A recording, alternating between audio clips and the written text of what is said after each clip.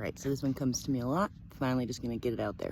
I'm sure a good amount of you, and over time there'll be more of you, have heard of the Chopwood carry water message, so to speak.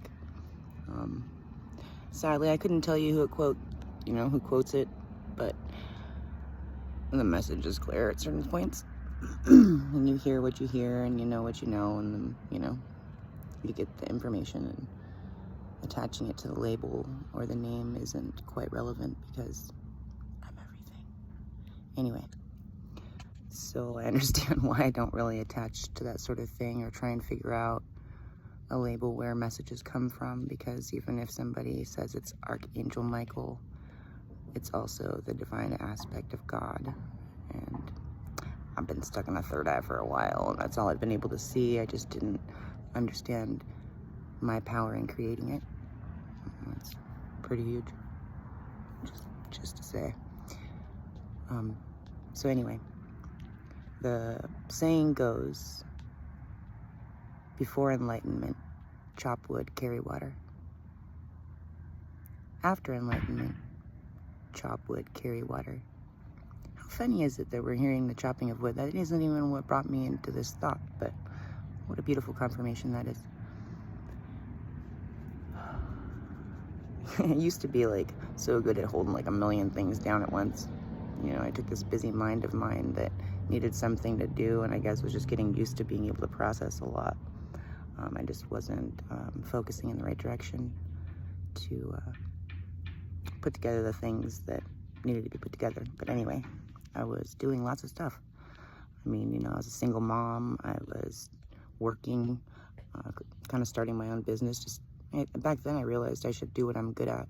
And even though I'm legally blind, I'm extraordinary at organizing and cleansing space. I know why now, and I'm literally cleaning all objects while I'm touching them, and it's just all profound at this point. But that's not something that I do any longer. But I used to, stay really busy, chopping wood and carrying water, getting stuff done, And there's been different phases in this process that I'm unfolding, where it would get challenging, and at times I had to go live in some boulders, and I am not kidding, for close to a year, because I just couldn't, I could see around that all of the things that were overwhelming me were things that I had chosen. I didn't understand why at that point, but I understand a lot more now. What a sacred space I was given, and am continuously given to just be at peace being me, and doing what I've always known is what's up, and that's what's, what feels good. But yeah, when I used to chop wood and carry water, I wasn't aware of that. I was always grateful, no matter what toilet I might have been scrubbing. I could sing a song while doing it because I wasn't attached to whatever. Anyway, when you reach this stage that I'm at, it's profoundly difficult.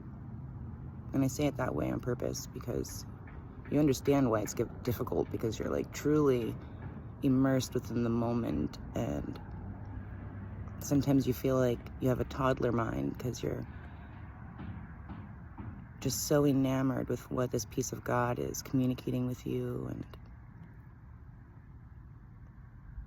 it's like you're in a state of bliss and then trying to function in that bliss, because, who doesn't know that when you're feeling blissed out, all you want to do is relax, You get these waves of inspiration and you follow them, and then they go really fast and stuff. When you're in that zone of, getting used to that flow of chopping wood and carrying water and focusing on one thing at a time, and just being fully immersed in the moment, the unfoldment of what happens is mind-blowing, because you're just following divine inspiration, which can get going pretty quick sometimes, and then you just have to make yourself sit down sometimes because the temple can only handle so much. Sorry about that.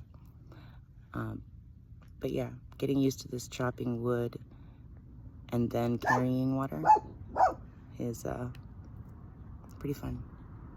Love you guys.